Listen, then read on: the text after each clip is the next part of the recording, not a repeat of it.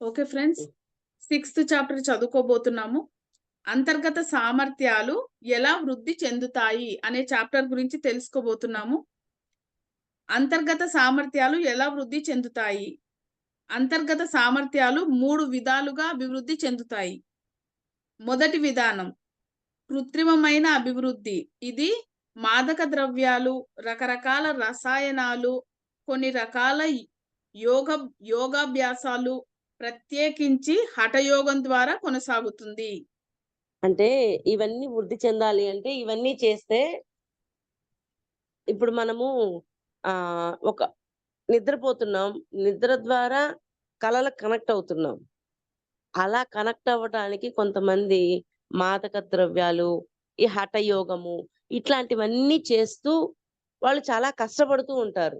కానీ మనం చాలా తేలికగా కళ్ళ ద్వారా మనము ఆ నాలెడ్జ్ తీసుకుంటున్నాం. కానీ ఆ నాలెడ్జ్ తీసుకోవడానికి ఇది వరకు ఈ పనులన్నీ చేసేవాళ్ళనమాట. హ్మ్. మీరు కృత్రిమ పద్ధతులను ఉపయోగించి మీ ఇంద్రియాలను, అంతర్గత సామర్థ్యాలను పెంపొందించుకోవచ్చు. కృత్రిమ పద్ధతులంటే చదువొస్తది. హ్మ్. ఆ! కానీ అలా చేస్తే భవిష్యత్తులో మీ సమాధికి మీరే గొయ్యి తవ్వుకున్నట్లవుతుంది. అంటే ఇప్పుడు చెప్పిన ముందు మాదక ద్రవ్యాలు ఆ! ఇవన్నీ ఆ! ఉపయోగించి కృత్రిమ పద్ధతుల ద్వారా చేస్తారు. అప్పుడు ప్రాబ్లమే తప్ప మీ సమాధికి మీరే గొయ్యి తవ్వుకున్నట్టు. మీ మరణానికి మీరే కారణమవుతారని. ఏ శక్తిని కృత్రిమంగా వృద్ధి చేసుకోకండి. మీ చైతన్యాన్ని విస్తరించుకోండి. ఉదారంగా, అందంగా ఉండండి. సేవ చెయ్యండి. మానవాళి సేవకు మిమ్మల్ని మీరు అంకితం చేసుకోండి. అప్పుడు మీ చక్రాలు ఎలా వికసిస్తున్నాయో, మీ ఇంద్రియాలు ఎలా ఉనికిలోకి వస్తాయో మీరే చూస్తారు. అంతే. హ్మ్. రెండవ విధానం ఏమిటంటే, ఆపదలు, రోగాలు, ప్రేతాత్మలు పట్టి పీడించడం లేదా ఆవహించడం ద్వారా చక్రాలు, ఇంద్రియాలు ఇంకా తగినంత పరిణితి చెందకముందే ప్రమాదవశాత్తు వృద్ధి చెందవచ్చు. ఓహ్! అంటే నాలెడ్జ్ లేకుండానే యాక్టివేషన్ జేయడం. ఎప్పుడో అనుకున్నాం గదా! ముందు. ఆ! ఆ చక్ర అవునక్క. ఆ చక్ర యాక్టివ్ అయిపోవాలి. ఈ చక్ర యాక్టివ్ అయిపోవాలి. అంటే నాలెడ్జ్ లేదు. కానీ యాక్టివ్ అయిపోవాలని సంకల్పంతో చేస్తా ఉంటారు. అలాంటి వాటిల నుంచి ఏం ప్రమాదాలొస్తాయో చెప్తున్నారు. ఇలాంటి సంఘటనలు కూడా మీ అంతర్గత సామర్థ్యాలను పెంపొందిస్తాయి. కానీ అవి చాలా ప్రమాదకరం. అంటే ఉదాహరణ అన్‌ఎక్స్‌పెక్టెడ్‌గా వచ్చే ఇవన్నీ కూడా మనకి ప్రమాదం. సహజంగా జ్ఞానం ద్వారా వచ్చేయే మనకి ప్రమాదం లేదు అన్న కోణంలో చెప్తున్నారు. హ్మ్. కానీ అవి చాలా ప్రమాదకరం. ఉదాహరణకు జర్మనీలో ఒక అబ్బాయి ప్రమాదవశాత్తు కింద పడిపోయాడు. ఆ తర్వాత అతడికి దివ్య దృష్టి సామర్థ్యం వచ్చింది. కానీ 5 ఏళ్ళు తర్వాత అతడికి బ్రెయిన్ ట్యూమర్ వ్యాధి వచ్చింది. రోగాలతో బాధపడుతున్న కొంతమందికి ప్రేతాత్మలు కనిపిస్తూ ఉండటం మొదలవుతుంది. ఇలాంటి అభివృద్ధి మంచిది కాదు. అంటే ఇప్పుడు రోగాలు అంటే మనము చూడండి అనారోగ్యంగా ఉన్నప్పుడు మనము ఒక డౌన్‌లో ఉంటాం. అంటే యాక్టివ్‌గా ఉండదు. మన మనస్సు ఇవన్నీ. అప్పుడు తొందరగా ఆ ప్రేతాత్మలు మనల్ని అట్రాక్ట్ చేస్తూ ఉంటాయి. మనకి తొందరగా ఆవహించటానికి రెడీగా ఉంటాయి అని అనుకుంటుంటాం సహజంగా. అలాంటి వాటి వల్ల మనము తొందరగా ఎదగలేము అని చెప్తున్నారు. ఫస్ట్ నుంచి మొత్తం ఒకసారి చదువు. హ్మ్. రెండవ విధానం ఏమిటంటే, ఆపదలు, రోగాలు, ప్రేతాత్మలు పట్టి పీడించడం లేదా ఆవహించడం ద్వారా చక్రాలు, ఇంద్రియాలు ఇంకా తగినంత పరిణితి చెందకముందే ప్రమాదవశాత్తు వృద్ధి చెందవచ్చు. ఇలాంటి సంఘటనలు కూడా మీ అంతర్గత సామర్థ్యాలను పెంపొందిస్తాయి. కానీ అవి చాలా ప్రమాదకరం. ఉదాహరణకు జర్మనీలో ఒక అబ్బాయి ప్రమాదవశాత్తు కింద పడిపోయాడు. ఆ తర్వాత అతడికి దివ్య దృష్టి సామర్థ్యం వచ్చింది. కానీ 5 ఏళ్ల తర్వాత అతడికి బ్రెయిన్ ట్యూమర్ వ్యాధి వచ్చింది. రోగాలతో బాధపడుతున్న కొంతమందికి ప్రేతాత్మలు కనిపిస్తూ ఉండడం మొదలవుతుంది. ఇలాంటి అభివృద్ధి మంచిది కాదు. చదువు అట్లనే. మూడవ విధానం ఏమిటంటే మంచి గుణాలను సాధన చేయడం ద్వారా అంతర్గత సంభావ్యతలు అభివృద్ధి చెందే సరైన విధానం. క్రీస్తు ఏనాడు చక్రాల గురించి, యోగాల గురించి మాట్లాడలేదు. మీ అంతర్గత సామర్థ్యాలు వికసించి అద్భుతంగా ప్రకాశించాలంటే మల్లె పువ్వులా స్వచ్ఛంగా ఉండడం, ప్రేమపూర్వకంగా దానగుణంతో ఉండడం ఎంతో ముఖ్యమని ఆయన దృఢంగా చెప్పారు. అంటే మంచి గుణాలను ఇంప్రూవ్ చేసుకుంటే అద్భుతంగా ఉంటుంది. ఈ అంతర్గత సామర్థ్యం బాగా పెరుగుద్ది. పైన 2 ఒక కోణం, కింద చెప్పింది ఒక కోణం. అంటే మంచి గుణాలు అలవర్చుకోండి. అప్పుడు మీ అంతర్గత సామర్థ్యం బాగా పెరుగుతుంది అని చెప్తున్నారు. అంటే ప్రేమ, దయ ఇవన్నీ పెంచుకున్నప్పుడు మీ అంతర్గత సామర్థ్యం చక్కగా వృద్ధి చెందుతుంది. మా పైన అనుకున్నట్లు నార్కోటిక్స్, గంజాయి ఇవి మాదక ద్రవ్యాలు ఇవన్నీ తీసుకొని ఏదో సామర్థ్యాలు పొందాలి, సిద్ధులు వీటన్నిటిని ఉపయోగించి ఏవో పొందాలి అనే కోరికతోటి చేసినప్పుడు అవి నిలవ్వు. అలాంటి పని చేసేటప్పుడు ఒక్కొక్కసారి ప్రేతాత్మలు కూడా మన మీద దాడి చేయొచ్చు అన్న కోణంలో చెప్తున్నారు. కానీ ఫైనల్ గా మంచి గుణాలను అలవర్చుకోవటం ద్వారా మీ అంతర్గత సామర్థ్యం అనేది పెరుగుతుంది అని చెప్తున్నారు. 3 పాయింట్లు ఒక్కసారి చదువు. అంతర్గత సామర్థ్యాలు ఎలా వృద్ధి చెందుతాయి? అంతర్గత సామర్థ్యాలు 3 విధాలుగా అభివృద్ధి చెందాయి. మొదటి విధానం కృత్రిమమైన అభివృద్ధి. ఇది మాదక ద్రవ్యాల, రకరకాల రసాయనాలు, కొన్ని రకాల యోగాభ్యాసాలు, ప్రత్యేకించి హఠయోగం ద్వారా కొనసాగుతుంది. మీరు అంటే ఇక్కడ మాదక ద్రవ్యాలు, కొన్ని రసాయనాలు, ఇంజెక్షన్స్, కొన్ని రసాయనాలు తీసుకోవడం ద్వారా ఆ అంతర్గత సామర్థ్యం పెంచాలి. డ్రగ్స్ కాదు ఇక్కడ, వాటికి సంబంధించి వేరే ఉంటాయి. అవన్నీ చేయటం ద్వారా పెంచాలి అనే కోరికతోటి పెంచుతారు. అవన్నీ మంచివి కాదు అని చెప్తున్నారు. మీరు కృత్రిమ పద్ధతులను ఉపయోగించి మీ ఇంద్రియాలను, అంతర్గత సామర్థ్యాలను పెంపొందించుకోవచ్చు. కానీ అలా చేస్తే భవిష్యత్తులో మీ సమాధికి మీరే గొవ్వి తవ్వుకున్నట్లు అవుతుంది.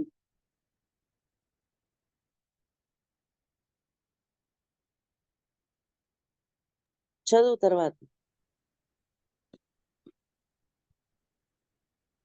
ఏ శక్తిని కృత్రిమంగా వృద్ధి చేసుకోకండి. మీ చైతన్యాన్ని విస్తరించుకోండి. ఉదారంగా, అందంగా ఉండండి. సేవ చెయ్యండి. మానవాళి సేవకు మిమ్మల్ని మీరు అంకితం చేసుకోండి. అప్పుడు మీ చక్రాలు ఎలా వికసిస్తున్నాయో, మీ ఇంద్రియాలు ఎలా ఉనికిలోకి వస్తున్నాయో మీరే చూస్తారు. చక్రాలు ఎలా పనిచేస్తున్నాయి, ఎలా ఉనికిలోకి వస్తున్నాయి అన్ని అర్థమవుతాయి. సేవ చేయటం, జ్ఞాన పరిధి పెంచుకోవటం, మరి చక్కటి మంచి గుణాలతో ఉండటం, ఇవన్నీ చేయండి. ఇవన్నీ చేసినప్పుడు సహజంగా అన్ని వృద్ధి చెందుతాయి అని చెప్తున్నారు. అక్క ఒక్క నిమిషం.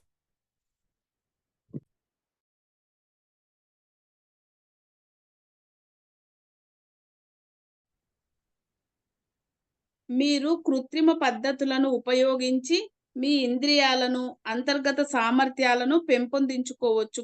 కానీ అలా చేస్తే భవిష్యత్తులో మీ సమాధికి మీరే గొయ్యి తవ్వుకున్నట్లు అవుతుంది.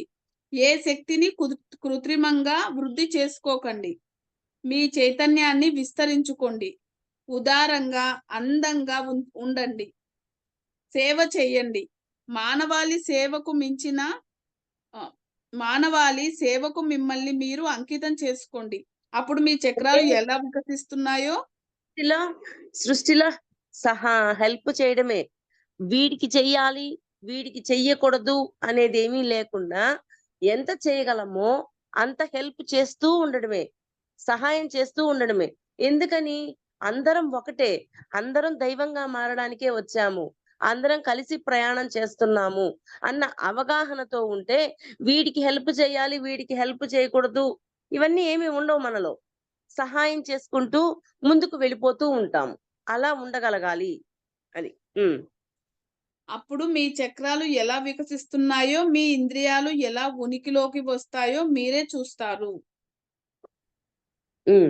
రెండవ విధానం ఏమిటంటే ఆపదలు, రోగాలు, ప్రేతాత్మలు పట్టి పీడించడం లేదా ఆవహించడం ద్వారా చక్రాలు, ఇంద్రియాలు ఇంకా తగినంత పరిణితి చెందకముందే ప్రమాదవశాత్తు వృద్ధి చెందవచ్చు. ఇలాంటి సంఘటనలు కూడా మీ అంతర్గత సామర్థ్యాలను పెంపొందిస్తాయి. ఉమ్, కానీ అవి చాలా ప్రమాదకరం. ఉదాహరణకు జర్మనీలో ఒక అబ్బాయి ప్రమాదవశాత్తు కింద పడిపోయాడు. ఆ తర్వాత అతడికి దివ్యదృష్టి సామర్థ్యం వచ్చింది. కానీ 5 ఏళ్ల తర్వాత అతడికి బ్రెయిన్ ట్యూమర్ వ్యాధి వచ్చింది. రోగాలతో బాధపడుతున్న కొంతమందికి ప్రేతాత్మలు కనిపిస్తూ ఉండడం మొదలవుతుంది. ఇలాంటి అభివృద్ధి మంచిది కాదు. మూడవ విధానం ఏమిటంటే మంచి గుణాలను సాధన చేయడం ద్వారా అంతర్గత సంభావ్యతలు అభివృద్ధి చెందే సరైన విధానం. క్రీస్తు ఏనాడు చక్రాల గురించి, యోగాల గురించి మాట్లాడలేదు. మీ అంతర్గత సామర్థ్యాలు వికసించి అద్భుతంగా ప్రకాశించాలంటే మల్లె పువ్వులా స్వచ్ఛంగా ఉండడం, ప్రేమపూర్వకంగా దానగుణంలో ఉండడం ఎంతో ముఖ్యమని ఆయన దృఢంగా చెప్పారు. ఇది అంతర్గత సామర్థ్యాల సహజమైన అభివృద్ధి, కృత్రిమం కాదు. అంటే ప్యూరిటీగా ఉండమంటున్నారు, దివ్యత్వంలో ఉండమంటున్నారు. తర్వాత చదువు. కృత్రిమంగా పెంపొందించుకున్న అంతర్గత సామర్థ్యానికి ఉదాహరణకు ఏమిటంటే వస్తువులను నియంత్రించగల శక్తి. ఇది చాలా చాలా తక్కువ స్థాయికి చెందిన విజయం. ఎందుకంటే ఎలాంటి ఆధ్యాత్మిక సాధనలు చెయ్యని వాళ్ళు ఎంతో మంది లోహాలపై నియంత్రణ సాధించడం ద్వారా ఇనుప చువ్వలను లేదా చెంచాలను వంచడం లాంటివి చేయగలుగుతారు. అలైన్ మళ్ళీ చదువు. ఇది చాలా చాలా తక్కువ స్థాయికి చెందిన విజయం. ఎందుకంటే ఎలాంటి ఆధ్యాత్మిక సాధనలు చెయ్యలేని వాళ్ళు ఎంతో మంది లోహాలపై నియంత్రణ సాధించడం ద్వారా ఇనుప చువ్వలను లేదా చెంచాలను వంచడం లాంటివి చేయగలుగుతారు. అంతేనా? ఇంకా ఉంది. ఎంతో దుర్మార్గుడైన ఒక వ్యక్తి 500 మందిని పోగు చేసి ఆ తర్వాత మనోశక్తితో ఒక చెంచాను వంచడం నాకు గుర్తుంది. జనం అతడిని పూజించారు. అతను చెంచాను వంచగలిగాడు, కానీ తనకు ఉన్న మద్యపానం జనాన్ని తిట్టిపోయడం, దొంగతనం చేయడం లాంటి చెడు అలవాట్లను అతను ఏమాత్రం వంచలేకపోయాడు. అంటే మానసికంగా అతనుకున్న శక్తిని ఈ విధంగా చూపించాడు, కానీ ఆయనలో ఉన్న వీటిని సరి చేసుకోలేకపోయాడు. మీరు మీ వ్యక్తిత్వాన్ని, మీ గర్వాన్ని, మీ అహంకారాన్ని నియంత్రించుకోలేనప్పుడు వస్తువుల మీద మీకు ఎంత ఆధిపత్యం ఉన్నా ఉపయోగం ఏముంది? వ్యక్తిత్వాన్ని, గర్వాన్ని, అహాన్ని ఇవన్నీ తగ్గించుకోనప్పుడు ఆ వస్తువు మీద ఆధిపత్యమే కదా. ఒక స్పూన్ ని వంచడం అంటే ఆధిపత్యమే కదా. అది చేయడం వల్ల ఏం లాభం ఉంది? లోపల అహంకారము తగ్గల, గర్వం తగ్గల, ఏమి తగ్గకుండా ఇటువంటి ప్రయోగాలు చేసి మనుషులకు చూపించిన ఏం లాభం అని చెప్తున్నారు. అంటే అంతరంగంలో ఉన్న మార్పులు ఏమీ చెయ్యకుండా భౌతికంలో ఆ వస్తువుల మీద ప్రయోగాలు చేసి చూపించినంత మాత్రాన లాభం ఏంటి అని చెప్పి చెప్తున్నారు. జనం నిప్పుల మీద నడుస్తూ ఉంటారు.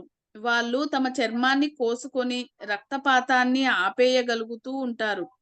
సజీవంగా తమను తాము పాతిపెట్టుకుంటూ ఉంటారు. కొన్ని రకాల పనులు చేసేలా, కొన్ని రకాల పనులు చెయ్యకుండా ఉండేలా తమను తాము సమ్మోహనానికి గురి చేసుకుంటూ ఉంటారు. వాళ్ళు మాయ రూపాలను సృష్టించగలుగుతూ ఉంటారు. అయితే ఏంటి? ఇది ఆధ్యాత్మిక అభివృద్ధి కాదు.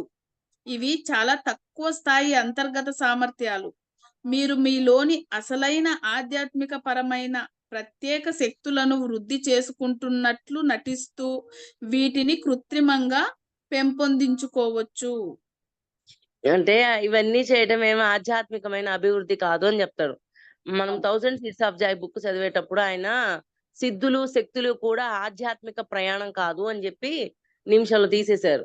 అలాగే ఇవన్నీ చేయటం కూడా ఆధ్యాత్మిక ప్రయాణం కాదు అని చెప్పి చెప్తున్నారు.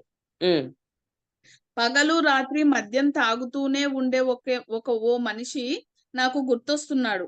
ఒకరోజు అతడు తన బృందంతో, నేను చాలా గొప్పవాడిని, గొప్ప గురువును, మీకు ఎంతో ఆశ్చర్యం కలిగించేది చేసి చూపిస్తాను అన్నాడు. నేను ఒక మూల దాక్కొని అతనేం చేస్తున్నాడో గమనించాను. కళ్ళు మూసుకోండి అని అతడు ఆ బృందానికి చెప్పాడు. ఆ తర్వాత అతను వాళ్ళను సమ్మోహనానికి గురిచేశాడు. వాళ్ళు సమ్మోహన స్థితిలో ఉన్నప్పుడు, మనం ద్రాక్ష తోటలో ఉన్నాం చూసారా అని అన్నాడు. అవును అని వాళ్ళు అన్నారు. సరే, ఇప్పుడు మీలో ప్రతి ఒక్కరూ నోటితో ద్రాక్ష పండును పట్టుకోండి, కానీ దాన్ని నమలకండి అని అన్నాడు. అందరూ కళ్ళు మూసుకొని దేనినో కొరుకుతున్నారు. ఏమాత్రం కదలకుండా. మీ కళ్ళు తెరిచి మీరు కొరుకుతున్నది ఏమిటో చూడండి అని వాళ్లకు చెప్పాడు. ఒకతను మరో వ్యక్తి ముక్కును కొరుకుతున్నాడు. ఒకరు చెవిని కొరుకుతుంటే మరొకరేమో కాలి వేళ్లను కొరుకుతున్నారు. తాము ద్రాక్ష తోటలో ఉన్నామని వాళ్ళంతా అనుకుంటున్నారు. అతను సమ్మోహన శక్తిని ప్రయోగించి ఈ సూచనలు చేస్తున్నాడు. అక్కడ జరుగుతున్నది చూసి నేను భయపడిపోయాను. ఆ తర్వాత అతను సమ్మోహన శక్తిని ప్రయోగించడంలో ఎంతో అనుభవం ఉన్నవాడని, అతను టిబెట్‌కు చెందిన మంత్రగాళ్ళ నుంచి ఆ నైపుణ్యాన్ని నేర్చుకున్నాడని నేను తెలుసుకున్నాను. ఓహ్! ఆ సమ్మోహన శక్తిని ఉపయోగించి ఆ పని చేశాడన్నమాట ఆయన. హ్మ్. హ్మ్. అంటే అతను క్షణంలో ఒక ట్రాన్స్‌లోకి తీసుకెళ్ళి వాళ్ళని ఒక భ్రాంతిలో ఉంచేటట్టు చేశాడు. అలా ఇమాజిన్ తోటి. వాళ్ళ ఆ ఇమాజినేషన్‌లో మేము ఒక ద్రాక్ష తోటలో ఉన్నాం. తీరా కొరికే టైంకి ఒకడి ముక్కు, ఒకటి చెవి, ఒకటి కాలు, కాలివేళ్ళు కొరుకుతున్నారు. హ్మ్. బాబోయ్! తర్వాత అతను చెప్పు. క్షణం అతను క్షణంలో జనాన్ని స్పృహ తప్పేలా చేసి వాళ్ళ జేబులు ఖాళీ చేయగలడు. ఇలాంటి శక్తులు ఉన్న వ్యక్తి ఆధ్యాత్మికంగా ఎంతో ప్రగతి సాధించాడు అని నిశ్చయంగా అనుకునే వీలు లేదు. దురదృష్టవశాత్తు ఇలాంటి సందర్భాల్లో అద్భుతాలు జరుగుతున్నాయి అని చాలా మంది అనుకుంటూ ఉంటారు. యోగులుగా చలామణి అయ్యే కొంతమంది గారడీలు చేస్తూ ఉంటారు. ఉదాహరణకు, నీ అంటే చేతులు చ దీన్ని దీన్నంతటిని గారడీతో తీసేసాడాయన. గారడీ అని చెప్తున్నాడు చూడండి. చదువు. చదువు. యోగులుగా చలామణి అయ్యే కొంతమంది గారడీలు చేస్తూ ఉంటారు. ఉదాహరణకు, నీ చేతులు చాపు, ఈ 3 రత్నాలు తీసుకో అని వాళ్ళంటారు. మీరు ఆ రత్నాలను మీ జేబులో పెట్టుకుంటారు. 3 నిమిషాల తర్వాత ఆ రత్నాలు మాయమైపోతాయి. ఇదంతా సమ్మోహానికి గురి చేసే విద్య మాత్రమే. ఇలాంటి వాళ్ళు తమ అహంకారాన్ని తృప్తిపరుచుకుంటారు తప్ప, ఇతరుల ఆధ్యాత్మిక సాధనలో కృషి చేసేలా ప్రేరణ కలిగించలేరు. అంటే ఇంతాక చెప్పినట్లు ఒక స్పూన్‌ని తీసుకొని వంచటం, ఈ మానసికమైన విద్యతోటి లోపలున్న అహంకారాన్ని, గర్వాన్ని ఏమీ మార్చలేరు. భౌతికంగానే ఈ పనులు చేయగలరు అన్నారు. అలాగే ఇది అందరిని సమ్మోహన శక్తితోటి వాళ్ళని ఇలా తయారు చేస్తారు. అంటే వాళ్ళని ఇలాగా ఒక ట్రాన్స్‌లోకి తీసుకెళ్ళిపోతారు. ఇలా చేయటం వల్ల కూడా వాళ్ళ అహాన్ని వాళ్ళకై వాళ్ళు బ్యాలెన్స్ అంటే తృప్తి పరుచుకుంటుంటారు. అంతేకాని లోపల అహం పూర్తిగా పోదు వాడికి. వాడి అహాన్ని తృప్తిపరచుకోవడం కోసం వాళ్ళు ఆ పనులన్నీ చేస్తా ఉంటారు. అంటే ఆధ్యాత్మికంగా పూర్తిగా అహం లేకుండా, గర్వం లేకుండా, వినయంతోటి, ఆ దివ్యత్వంతోటి, ఆ ప్యూరిటీతో ఉండాలి కానీ, ఈ పనులు చేయటం వల్ల ఏమి లాభం లేదు. ఇవన్నీ మీ ఆధ్యాత్మిక ప్రయాణానికి సంబంధించినవి కాదు అని చెప్తున్నారు. హ్మ్. వాళ్ళు తమలో బిందువులా ఉన్న దివ్యత్వాన్ని అభివృద్ధి చేసుకోవడానికి ప్రయత్నిం ప్రయత్నించరు కానీ, ఇలాంటి గారడీలు చేయడం మాత్రం నేర్చుకుంటూ ఉంటారు. అది. ప్రజలు బిందు ఇలాంటి ఒకసారి ఏంది బిందువులా ఉండే తమలోని బిందువులా ఉన్న దివ్యత్వాన్ని అభివృద్ధి హ్మ్. చేసుకోవడానికి ప్రయత్నించరు కానీ, ఇలాంటి గారడీలు చేయడం మాత్రం నేర్చుకుంటూ ఉంటారు. ఇవన్నీ గారడీలు అని చెప్పి ఫైనల్‌గా చెప్తున్నాడు.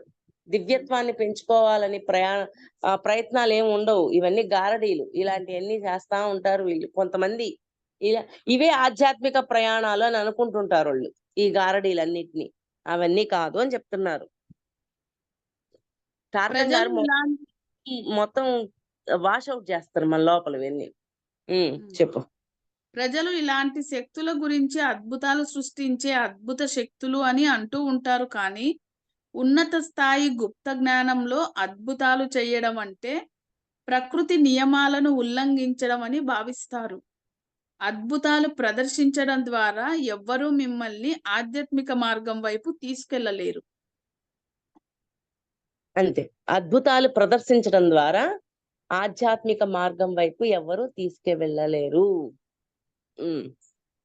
మీరు చెప్పు. చాలా జాగ్రత్తగా ఉండండి. మానవుల్లో పెంపొంది మానవుల్లో పెంపొంది వాళ్ళ దివ్యత్వాన్ని సాకారం చేసే అసలైన అంతర్గత సామర్థ్యాలకు, మౌలికమైన గారడీలకు మధ్య ఉన్న భేదాన్ని విచక్షణతో తీసుకోవాలి. అంటే విచక్షణతో మీరు గుర్తించండి అని చెప్తున్నారు. ఆ లైన్ మళ్ళీ చదువు. మీరు చాలా జాగ్రత్తగా ఉండి మానవుల్లో పెంపొంది మా మానవుల్లో పెంపొంది వాళ్ళ దివ్యత్వాన్ని సాకారం చేసే అసలైన అంతర్గత సామర్థ్యాలకు, మౌలికమైన గారడీలకు మధ్య భేదాన్ని విచక్షణతో తీసుకోవాలి. అంటే విచక్షణతోటి మీరు గుర్తించండి. అదా ఇదా లోపల ఉన్న దివ్యత్వాన్ని వెలికి తీసేవా లేకపోతే గారడీకి సంబంధించినవా అని మీ విచక్షణతో మీరే తెలుసుకోండి అని చెప్తున్నారు. ఇప్పుడు ఆయన ఆ పిల్లవాడు పక్కకి వెళ్ళి చూశాడు. వామ్మో ఇదే అనుకున్నాడు. అంటే వాడికి అర్థమైపోయింది ఇది ఆధ్యాత్మికమైంది కాదు అని. అంటే ఆ చిన్న పిల్లవాడికి అవగాహన అయింది. అలాగా మనమే మన విచక్షణతోటి వాటిని గుర్తించాలి అని చెప్తున్నారు. ప్రాణమయ దివ్య దృష్టి, సూక్ష్మ దివ్య దృష్టి, మానసిక దివ్య దృష్టి, ఆధ్యాత్మిక దివ్య దృష్టి మీలో అభివృద్ధి అవ్వాలి. మళ్ళీ చదవాలైన. ప్రాణమయ దివ్య దృష్టి, సూక్ష్మ దివ్య దృష్టి, మానసిక దివ్య దృష్టి, ఆధ్యాత్మిక దివ్య దృష్టి మీలో అభివృద్ధి కావాలి. మీరు మీ దృష్టిని, మీ ఊహను దృశ్య రూపంలో ఊహించుకునే సామర్థ్యాన్ని స్వచ్ఛంగా ఉండేలా చూసుకోనగలిగితే కనుక మీరు ఈ శక్తులను పెంపొందించుకోగలుగుతారు. మీరు ఏం ఆలోచిస్తారు, ఏం ఊహించుకుంటున్నారు, ఏ దృశ్యాలను ఊహ రూపంలో చూస్తారు, ఏం చూస్తారు, ఏం వింటారు అనే వాటి ద్వారా మీరు మీ దృష్టి మురికిగా, కలుషితంగా, అయోమయంగా ఉండేలా చేసుకుంటారు. ఈ 5 విషయాలు మీ దృష్టి సామర్థ్యాన్ని సాధ్యమయ్యేలా లేదా అసాధ్యమయ్యేలా చేస్తాయి. ఓకే. ఇంతాక ప్రాణమయ దృష్టి అదొక్కసారి మళ్ళీ చదువు. ప్రాణమయ దృష్టి, సూక్ష్మ దివ్య దృష్టి, మానసిక దివ్య దృష్టి, ఆధ్యాత్మిక దివ్య దృష్టి మీలో అభివృద్ధి అవ్వాలి. ఆ దృష్టిలన్నీ మనకి అభివృద్ధి చెందాలి. ప్రాణమయ దృష్టి, సూక్ష్మ మానసిక దివ్య దృష్టి, ఆధ్యాత్మిక దివ్య దృష్టి ఇవన్నీ వృద్ధి చెందాలి. తర్వాత చదివింది. మీ దృష్టిని, మీ ఊహను దృశ్య రూపంలో ఊహించుకునే సామర్థ్యాన్ని స్వచ్ఛంగా ఉండేలా చేసుకోగలిగితే కనుక ఉండు ఒక నిమిషం. దృష్టిని మీ ఊహను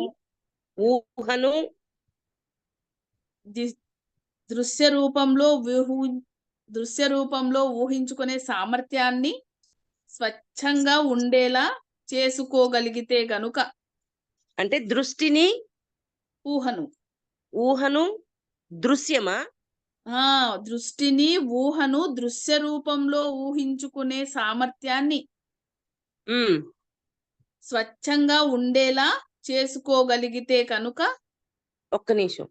దృష్టిని, ఊహని, దృశ్యాన్ని ఇవన్నీ స్వచ్ఛంగా ఉండేలాగా చేసుకోమంటున్నాడు.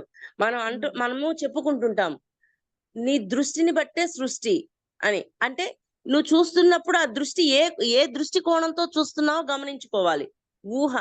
ఊహ కూడా ఇవన్నీ కూడా స్వచ్ఛంగా ఉండాలి.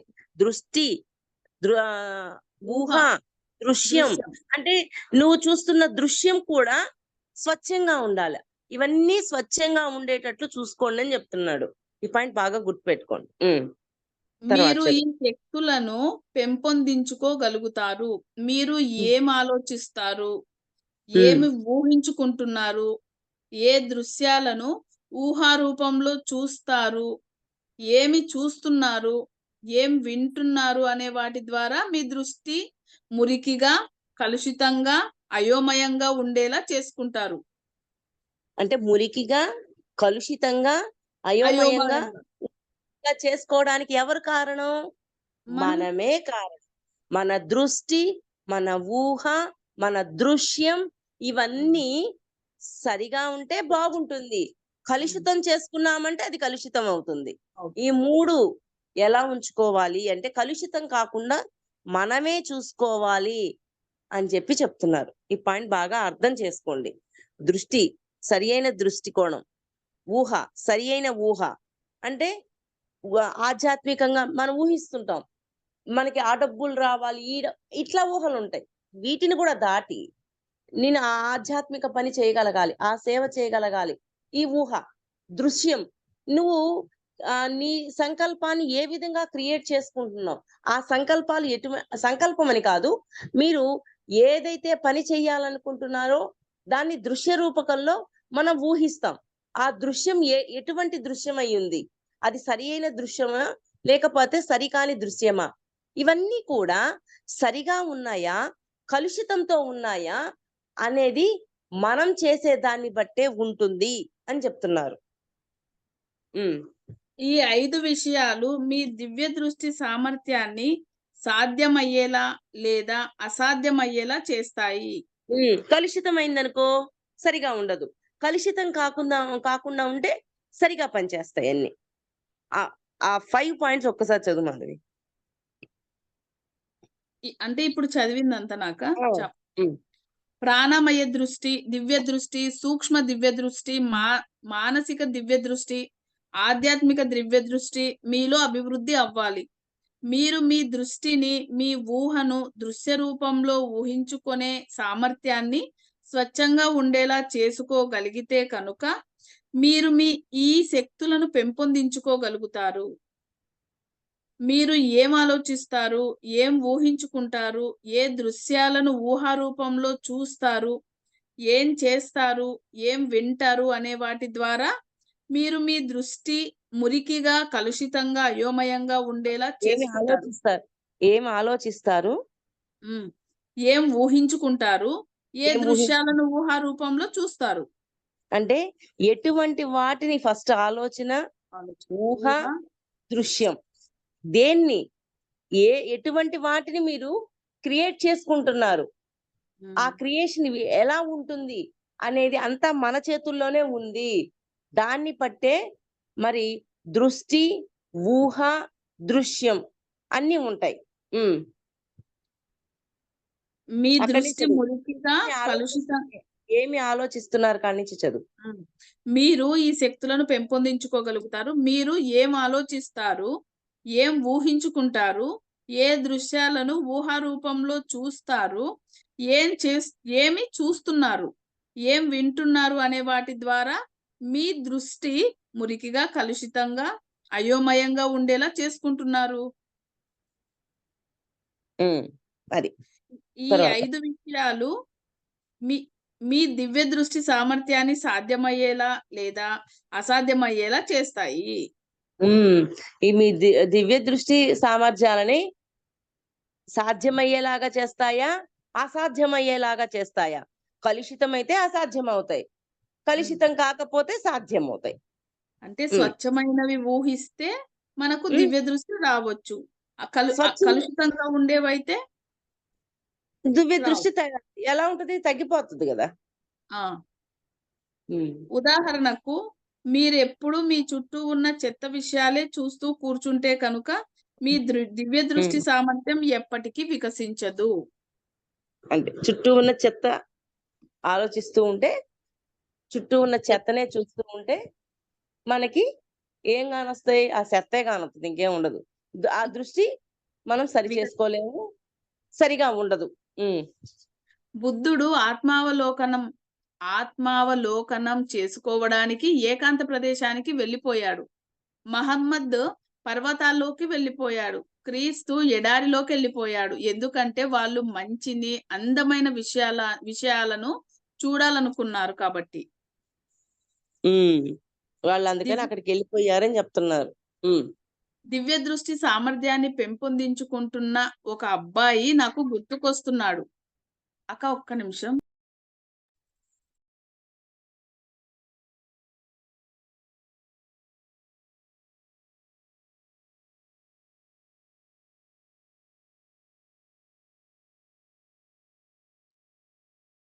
దివ్య దృష్టి సామర్థ్యాన్ని పెంపొందించుకుంటున్న ఒక అబ్బాయి నాకు గుర్తొస్తున్నాడు. అతని తండ్రి అతడిని నా దగ్గరకు తీసుకువచ్చి అతడిని పరిశీలించమని నన్ను అడిగాడు. ఆ అబ్బాయి దివ్య దృష్టి సామర్థ్యాన్ని పెంపొందించుకోవడంలోని ప్రతి దశను నేను గమనించాను. ఆ అబ్బాయి గత జన్మల నుంచి ఈ శక్తిని వెంట తెచ్చుకున్నాడు. ఆ తర్వాత అతని తండ్రి ఆ అబ్బాయితో, "నువ్వు చూసి తీరాల్సిన గొప్ప చలనచిత్రం ఉంది. నీకది నచ్చుతుంది అని నాకు తెలుసు" అన్నాడు. "ఆ సినిమా దేని గురించి నాన్నా?" అని ఆ అబ్బాయి అడిగాడు. "ఆ చలనచిత్రం హింస, హత్య, వికారమైన విషయాలతో నిండి ఉంటుంది." ఆ చలనచిత్రం చూసిన తర్వాత ఆ అబ్బాయి దివ్య దృష్టి వెంటనే మూసుకుపోయింది. మళ్ళీ చదవమ్మా అది ఒక్కసారి. దివ్య దృష్టి సామర్థ్యాన్ని పెంపొందించుకుంటున్న ఒక అబ్బాయి నాకు గుర్తుకొస్తున్నాడు. అతని తండ్రి అతడిని నా దగ్గరకు తీసుకువచ్చి అతడిని పరిశీలించమని నన్ను అడిగాడు. ఆ అబ్బాయి దివ్య దృష్టి సామర్థ్యాన్ని పెంపొందించుకోవడంలోని ప్రతి దశను నేను గమనించాను. ఆ అబ్బాయి గత జన్మల నుంచి ఆ శక్తిని వెంట తెచ్చుకున్నాడు. ఆ తర్వాత అతని తండ్రి ఆ అబ్బాయితో, నువ్వు చూసి తీరాల్సిన గొప్ప చలనచిత్రం ఉంది. నీకు అది నచ్చుతుంది అని నాకు తెలుసు" అన్నాడు. "ఆ సినిమా దేని గురించి నాన్నా?" అని ఆ అబ్బాయి అడిగాడు. ఆ చలనచిత్రం ఎలా ఉంది అంటే హింస, హత్య, వికారమైన విషయాలతో నిండి ఉంది. ఆ చలనచిత్రం చూసిన తర్వాత ఆ అబ్బాయి దివ్య దృష్టి వెంటనే మూసుకొని పోయింది. ఆహా! అంటే ఆ చలనచిత్రం సరి అయినది కాదనా ఏంది? కాదు. అంటే ఓహ్! ఆ అబ్బాయికి దివ్య దృష్టి ఉంది కానీ, వాళ్ళ నాన్న పిలుచుకొనొచ్చి హింస, హత్య, వికారమైన ఇవన్నీ సినిమాని చూపిచ్చి, ఆ దివ్య దృష్టి మూసుకుపోయేలా చేశాడటక్క. అంటే అంటే ఆ దివ్య దృష్టి కోల్పోవడానికి మనం సరి అయిన దృష్టి, సరి అయిన ఊహ, సరి అయిన దృశ్యం ఇవన్నీ చూడాలి. సరి అయినవిగా ఉంచుకుంటే మనము ఆ దివ్య దృష్టిని జాగ్రత్తగా కాపాడుకోగలుగుతాం. లేకపోతే కాపాడుకోలేము అని చెప్తున్నారు. స్టాప్ చేద్దామా అక్క? ఇంకా హ్మ్. 2 పేజీలు మంచిది. ఉన్నాయి. హ్మ్.